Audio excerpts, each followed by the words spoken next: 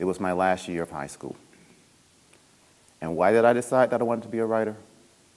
Well, the short story is because I didn't like English class. I'll tell you the slightly longer story.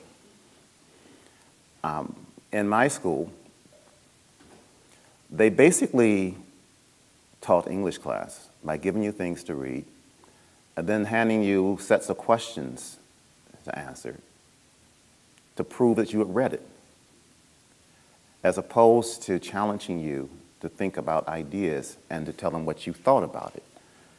Well, I didn't think that was particularly interesting. In fact, I thought it was downright boring. I had always been excited about reading, had always been a reader. But for the first time, I really got excited about writing.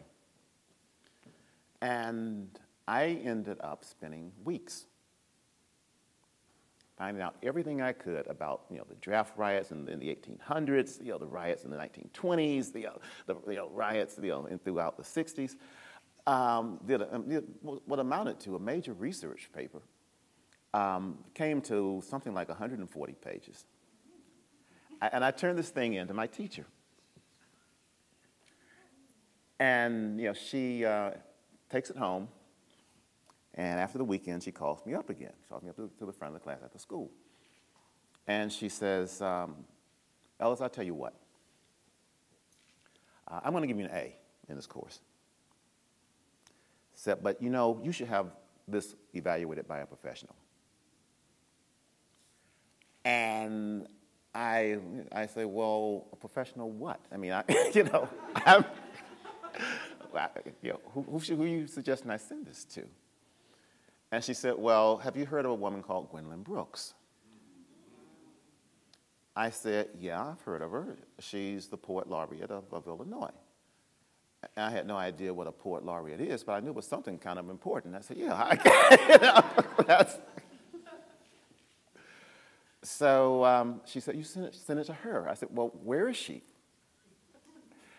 She said, well, she teaches at this college. She'll send it to her at this college, and and ask her to give you her opinion of it. I said, okay. So I, go to the post office, wrap this thing up, go to the post office, send it off to this woman called Gwendolyn Brooks, and don't hear anything, of course. And I've pretty much given up on, because I knew whatever a poet laureate was, she was busy. Plus, she also was some kind of college professor, so that means she was double busy. But one Saturday, I get a call. And who was on the other end of the line? It's Gwendolyn Brooks. And she says, Ellis, you have to come and meet me. We need to talk.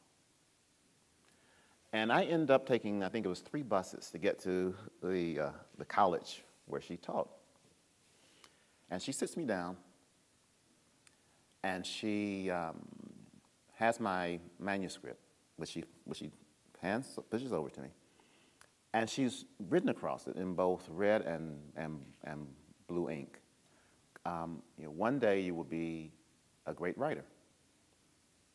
And then she proceeded to tell me, young man, I don't really know what it is that you're planning to do with your life, but you ought to write.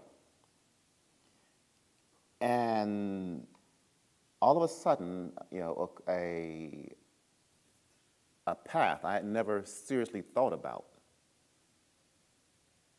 seemed like an inevitable calling. And so that was the moment I decided